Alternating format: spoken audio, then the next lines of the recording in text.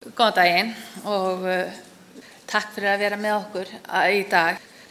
En ég heiti semst Berglind Hallgrímsdóttir og starfa á Nýsköpunarmiðstöð og í dag þá ætla ég að tala verkefni sem heitir Stefnumiðuð nýsköpun í starfandi fyrirtækjum, en við sem að því stöndum, við teljum að í því geti hugsanlega leynst lykill til endurreisnar og öflugri nýsköpunar íslenskra fyrirtækja. Verkefnið sem að ber enska heitið Measured and Managed Innovation samstarfsverkefni Norrænu nýsköpunarmiðstöðvarinnar og helstu nýsköpunar- og tæknistofnana á Norðurlöndum.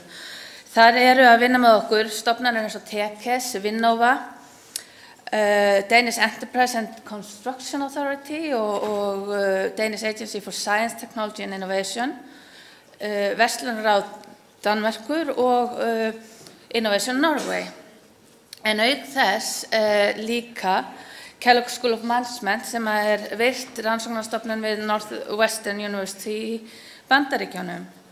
Megin markmið þessa verkefnis að innleiða og þróa öfluga leið til að virkja starfandi fyrirtæki til að vinna með stefnumiðuðum hætti að nýsköpun og nýta þannig það fjármagn sem að til nýsköpunar betur. En eins og öllum ljóst, þá þarf að leita allra leiða til að efla og auka virðisaukandi nýsköpun hér á landi til þess að standa undir lífskjörum og lífsgæðum framtíðar. Þetta verkefni þessi leið var valin úr hópi annarra aðferða og leiða vegna þess að það var talið gefa möguleika að draga fram bestu heildarmynd af möguleikum starfandi fyrirtækja til nýsköpunar. Nýjungin í þessu verkefni, Measured and Managed Innovation eða stefnumiðaðri nýsköpun, felst í því að hér horft á allar hliðar rekstrar, alla virðiskeðju fyrirtækja með tilliti til möguleika til nýsköpunar. Sýn okkar á Nýsköpunarmiðstöð og sýn okkar sem að verkefninu stöndum sú að efling nýsköpunar snúist ekki eingöngu aukið fjármagn til nýsköpunar, heldur að nýta fé til nýsköpunar betur. Fyrirtæki þurfa að tileinkja sér nýja stefnumiðaða og heildræna sýn á nýsköpun og rannsóknir sýna að afar fá fyrirtæki gera þetta í raun, jafnvel mjög framsýn og nýskapandi fyrirtæki hafa veika nýsköpunarstefnu. Tækniþekking og þróun ein og sér nægir ekki til nýsköpunar og nýsköpun í tæknilausnum kallar á nýsköpun í viðskiptaþróun. Nýsköpun á sér ekki aðeins þar í framleiðslu og þjónustu, heldur á nýsköpun sér stað á öllum sviðum fyrirtækjareksturs, nýsköpun á sér stað á tæknisviði, í þróun, í markaðssetningu, í fjármálastjórnun og svo framvegis. Verkefnið Measured and Managed Innovation stefnumiðuð nýsköpun leið til að innleiða nýjar aðferðir og nýja sýn á nýsköpun sem eykur getu starfandi fyrirtækja til að auka nýsköpun og arðsemi á öllum sviðum og auka þannig samkeppnishæfni fyrirtækja. Og nú ætla ég að fá Hákon Gunnarsson til að taka við af mér, en Hákon og Páll vinna hér á Íslandi með mér að þessu verkefni. Hákon.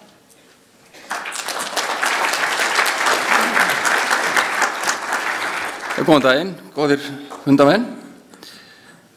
Það okkur Páli mikill heiður og ánægja að fá að taka þátt í þessu verkefni sem afar metnaðarfullt og ég ætla að fara örstutt í gegnum feril verkefnisins. Það þannig uppbyggt að það eru 6 til 7 lykilstjórnendur í fyrirtækjum sem að fylla út ákveðinn spurningalista sem að þeir svara og síðan eru vinnufundir og síðan eru niðurstöður rýndar og síðan þetta sent til úrvinnslu í Noregi og aftur komið til okkar við fundum með viðkomandi fyrirtækjum og ræðum það og síðan er aftur könnun ári síðar og það verður fundur núna í maí á íslensku fyrirtækina sem að þessu standa og síðan verður aftur tekin þessi radar í haust og síðan í þriðja skiptið ári síðar.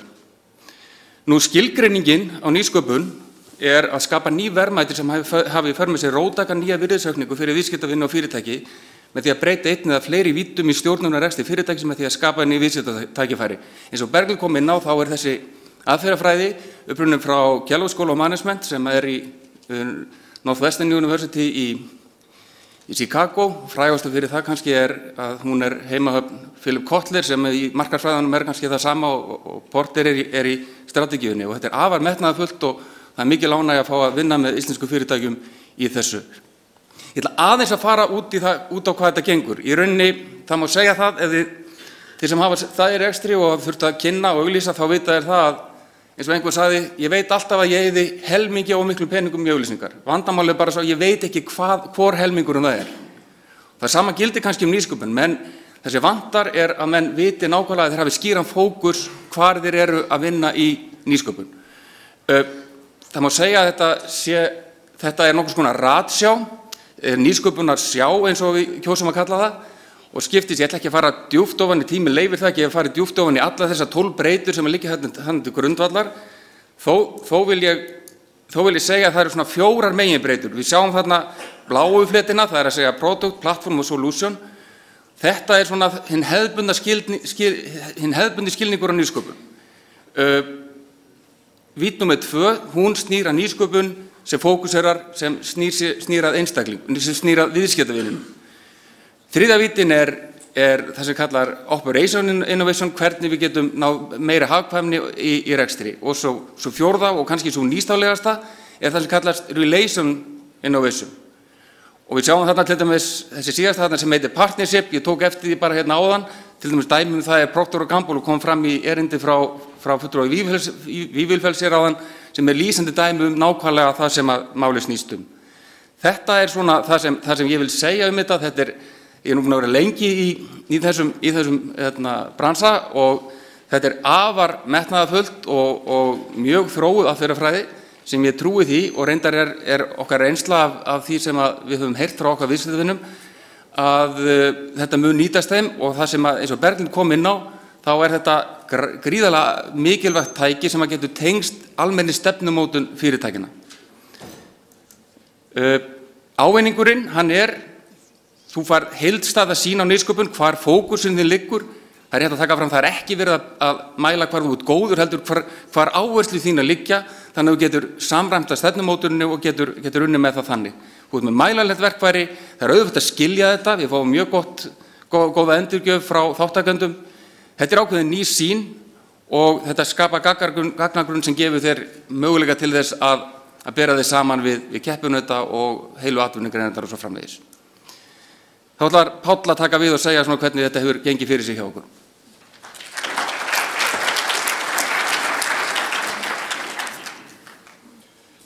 Fundarstjóri, ágætu ársfundargestir. Eins og fram hefur komið hjá Berglindi og Hákoni er fræðilegur og faglegur grunnur Innovation Radar nýsköpunar líkansins frá Kellogg School of Management afar vel þróað og ígrundað tól. Nánast eins og stundum er sagt hálfgert ólíkinda tól þó í jákvæðri merkingu þess orðs. Það kemur því ekki alveg óvart að auðvelt var að ná 20 leiðandi íslenskum fyrirtækjum til að taka þátt í þessari frumraun í innleiðingu aðferðafræðina hér á landi. Í þessum hópi eru mörg af leiðandi fyrirtækjum á sínu sviði og þau koma úr flestum greinum íslensks atvinnulífs eins og listinn sýnir. En hvernig hefur þá tekist til í fyrirtækjunum sem farið hafa í gegnum fyrsta hluta verkefnisins? Við höfum nú lokið þeirri vinnu í 17 af 20 fyrirtækjum og allstaðar fundið fyrir miklum áhuga. Besti mælikvarðinn til að styðjast við í því sambandi eru án efa umsagnir nokkurra lykilstjórnenda úr þessum fyrirtækjum. Almennt má segja að það skíni í gegn það viðhorf að hér sé afar áhugaverða og nýstárlega nálgun á viðfangsefninu að ræða, orð eins og skarpari fókus og meðvitaðri vinnubrögð við nýsköpun, betri leið til samanburðar við önnur fyrirtæki, innblástur í víðtækari nálgun við nýsköpun, hnitmiðaðri mælikvarða til eftirfylgni nýsköpunar, skapandi nálgun við greiningu og framtíðarstefnumörkun segja vart annað en að hér sé á ferðinni einstök verkfærakista sem eigi að geta nýst íslenskum fyrirtækjum vel í þeirri viðleitni að ná sem mestum og bestum árangri í nýsköpunarstarfi sínu og sem bestir í nýtingu á þá fjármuni sem fyrirtækin verja til nýsköpunar. En hvernig geta íslensk fyrirtæki best náð árangri með því að nýta sér þessa aðferðafræði? Í því sambandi mikilvægt að átta sig á að kerfi skapa ekki árangursrík fyrirtæki. Það gera aðeins farsælir frumkvöðlar, bæði í sprotafyrirtækjum og ekki síður í starfandi fyrirtækjum. Farsælir frumkvöðlar sem búa yfir hæfileikanum til að nýta hugmyndir og kerfi til að þróa og vinna lausnir sem þörf fyrir á markaði. Eins og sá merki frumkvöðull og fræðimaður, Dr. Michael Porter segir, hæfi fyrirtækja til nýsköpunar grunnurinn að framleiðni fyrirtækja og þar með að samkeppnishæfni þeirra og þar með undirstaða samfélagslegra velmegunar og hagsældar. Þeir sem trúa því að ríki og sveitarfélög séu vel fallin til að skapa störf á leið til glötunar. Þeir sem trúa því að hægt sé að vinna samfélag út úr kreppu með því að skattleggja fólk og fyrirtæki lengra komnir líkast til alveg glataðir. Því sú leið, hún vinnur gegn nýsköpun á öllum sviðum og hún dæmd til að mistakast. Hagnaður í rekstri starfandi fyrirtækja mikilvægasta uppspretta nýsköpunar. Með ofursköttum verður engin hagnaður, með engum hagnaði verður engin nýsköpun. Opinberir aðilar, ríkisvald og sveitarfélög gegna sannarlega mikilvægu hlutverki í að skapa heilbrigða og hvetjandi umgjörð fyrir þá sem vilja standa í atvinnurekstri. Og í því ferli á Nýsköpunarmiðstöð Íslands undir forystu skólabróðurs míns, Þorsteins Inga Sigfússonar og hans ágæta starfsfólks að vera veigamikill hlekkur, einkum þegar að verðmætasköpunarferlum og framleiðniaukandi aðgerðum kemur og aðferðafræði, eins og að koma í ljós í þessu verkefni. Að lokum þetta, það staðföst trú mín að mikilvægasta leiðin til að fjölga atvinnutækifærum hratt með hagkvæmum hætti, sem það sem Ísland þarf núna á að halda, sé að byggja á starfandi fyrirtækjum. Vissulega þarf líka að huga að sprotafyrirtækjum. Sjálfur hef ég tekið þátt í mörgum slíkum verkefnum, tekið þátt í að mynda og byggja upp fjölda sprotafyrirtækja. En við megum ekki týna okkur í þeirri umræðu eins og mér finnst nokkuð hafa borið á. Það yfirleitt ódýrast að skapa ný atvinnutækifæri í starfandi fyrirtækjum og þar leynast oftast áhættu minnstu tækifærin. Það til dæmis margfalt ódýrara að skapa 100 ný störf í CCP eða HP Granda eða Marel eða Össuri eða heldur en að búa til ný CCP, HP Granda og svo framvegis. Þó að það sé vissulega líka mikilvægt að horfa til þess og styðja við þá viðleitni, þá þurfum við núna í okkar núverandi efnahagsástandi mest á því að halda að fyrirtækin sem til staðar vinni sterklega og öflugt að nýsköpun, því þar verða fljótast til með hagkvæmasta hættinum ný störf. Innovation Radar módelið að okkar mati góður kostur í þeirri vegferð og við trúum á að það geti stutt við þá viðleitni í starfandi íslensk fyrirtækjum og leitt til þess að þar fjölgi störfum mikið á næstu misserum. Takk fyrir og góða stundir. Takk hérlega fyrir þetta, Páll, Berglind og Hákon, og gaman að sjá þarna skilgreiningu á nýsköpun og hvernig á að framkvæma hana. Það komið að ævintýri í Abu Dhabi. Ólafur H. Vollevik, gjörðu svo vel.